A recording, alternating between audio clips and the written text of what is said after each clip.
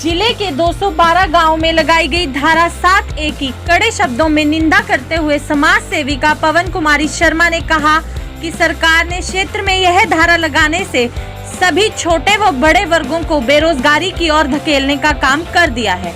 इसके साथ ही उन्होंने कहा कि एक आम आदमी का आशियाना बनाने का सपना भी चकनाचूर कर दिया। शर्मा ने कहा है कि बहुत दुख की बात है जो सरकार ने हल्का कालका सहित 212 गांव के लोगों पर धारा 7A काले कानून के रूप में थोप दी है। शर्मा ने कहा कि लगातार पिछले 15 दिनों से पिंजौर कालका प्रॉपर्टी वेलफेयर एसोसिएशन के प्रधान हर्ष कुमार के नेतृत्व में इस धारा 7A व क्षेत्र में रजिस्ट्री खोलने की मांग को लेकर धरना जारी है, पर उस पर सरकार व विभाग द्वारा अभी तक कोई प्रतिक्रिया जाहिर नहीं की गई है, जिसके विरोध स्वरूप मैंने व मेरे पति हर्ष कुमार ने भी भाजपा का दामन छोड़ अपने पदों को त्याग दिया है, क्योंकि सरकार का काम जनता का कल्याण करने का होता है, न कि जनता को बर्बाद करने का। शर्मा ने कहा कि इस क्षेत्र के लोग पहले ही HMT फैक्ट्री व सीमेंट फैक्ट्री को बंद होने की वजह से बेरोजगारी की मार झेल रहे थे और अब जो लोग अपनी जरूरतों अनुसार अपनी जमीन के टुकड़े बेचकर अपने बच्चों की पढ़ाई, शादियां आदि जरूरतों को पूरा करते थे, उस पर भी सरकार ने रोक लगा दी है, जो कि लोगों के साथ हुआ घोर अन्याय है। शर्मा ने कहा, वैसे भी हमारा पहला कर्तव्य है जनता के बीच रहकर जनता के हितों के लिए कार्य करना, और मैंने व मेरे पति ने बड़े ही कर्मठता, ईमानदारी व निष्ठा से लगभग पिछले 5 साल से भी ज्यादा भाजपा की नीतियों के अनुसार कार्य करते रहे, परंतु अब इस विषय को लेकर और जब भाजपा जन विरोधी नीतियों पर काम कर रही है, तो हम भाजपा का साथ छोड़कर समाज के हितों के लिए कार्य करने को तत्पर हुए हैं और हमेशा बढ़ चढ़कर समाज सेवा में अपना योगदान देंगे। लगाई गई है क्षेत्र में और कालका पिंजौर में लगाई है, पंचकुला में भी, और लोगों का बहुत सारा जिनके छोटे छोटे काम है और जिनके व्यापारी काम करते हैं और इनको ना तो अपनी प्रॉपर्टी बेच सकते ना कुछ कर सकते। अब इनके ऊपर आपका क्या कहना है? जी, 7A जो बीजेपी सरकार ने थोपी है 212 गाँव के ऊपर, हमारे कालका पिंजौर के आसपास के क्षेत्र के ऊपर, बहुत ही ये दुख का विषय है। इसमें सबका नुकसान है। प्रॉपर्टी एसोसिएशन के जो प्रधान हर्ष कुमार जी इतने दिनों से धरना लगा के बैठे हुए हैं, उनके साथी सारे, ये एक बहुत ही मुश्किल दुविधा में डाल दिया हुआ है सरकार ने। यहाँ पे देखो 2-2 बिस्वे के सब लोग जो है इतने अमीर या नहीं है कि जिनके पास एकड़ों की ज़मीन हो या काफ़ी सारे बिघे हों।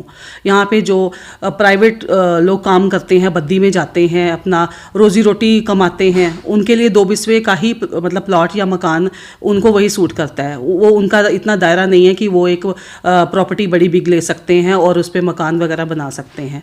अगर ये कानून लगता है तो इस हिसाब से तो जो गरीब और मिडिल क्लास है वो बिल्कुल भी अपना मकान बना ही नहीं सके कभी भी।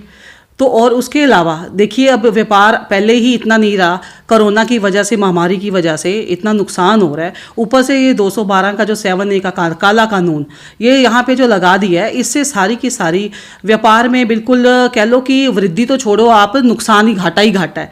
कैसे कि अगर किसी की मार्बल की दुकान है, पेंट की दुकान है, तो उनका कोई मार्बल नहीं बिकेगा, क्योंकि मकान के लिए मार्बल, पेंट, ये सब चीज़ें, और लेबर भी नहीं रहेगी, ना पेंटर रहेंगे, यानी कि एक तरह से बेरोजगारी ही फैलेगी। तो जब काम ही नहीं रहेगा तो कैसे हम लोग एक विकास देश बना सकेंगे और कैसे हम एक अमीर भारत विकसित कर सकेंगे? आप ही बताइए जरा। ऊपर भाजपा के अंदर आप अच्छी उस पे पोस्ट पर है और इसका अब सुनने में है कि आपने भाजपा छोड़ी गई और इसका क्या कारण रहा है? जी, वैसे तो सभी जितनी भी राजनीतिक पार्टियां हैं सबका मैं आदर करती हूं, ऐसा कुछ नहीं है। 5 साल मैंने बड़े निष्ठा से, 5 साल क्या शायद ज़्यादा ही, 7 साल मैंने निष्ठा से, और मेरे हस्बैंड ने भी, हर्ष कुमार जी ने भी शिवालिक बोर्ड के मेंबर थे, जो कल ही हम लोगों ने इस्तीफ़ा दिया है भाजपा पार्टी से। बड़े अच्छे से हमने इनका ईमानदारी से काम किया है। अब हमारा मन या कह लिए ज़मीर, ईमान हमारा नहीं मान रहा था कि जब हम किसी पार्टी में हों और हम उनके खिलाफत करें तो वो एक दगाबाजी या धोखेबाजी कहलाई जाएगी। सो हमारे से वो नहीं हो पा रहा था, हमारे विचार इस टाइम नहीं मिल पा रहे थे, तो मैंने और मेरे हस्बैंड ने, हर्ष कुमार जी ने, हमें भाजपा से अलविदा कर दिया। हमने भाजपा को अलविदा कह दिया। मैडम, जैसे कि अब भाजपा से आपने अलविदा कह दिया और अब किसी और पार्टी से ज्वाइन होगे या न्यूट्रली चलोगे? जी, अभी हमारा ऐसा कोई विचार नहीं है।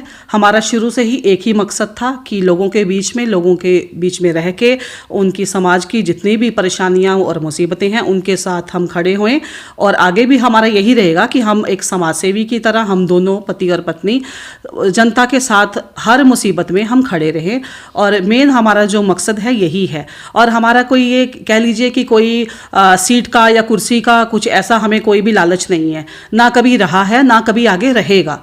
बाकी यह है कि समाज की सेवा करना हमारा परम धर्म है और कर्तव्य है। भगवान की कृपा से हमारे पास सभी चीज़ें हैं, किसी चीज़ की कोई लालच कोई इच्छा नहीं है।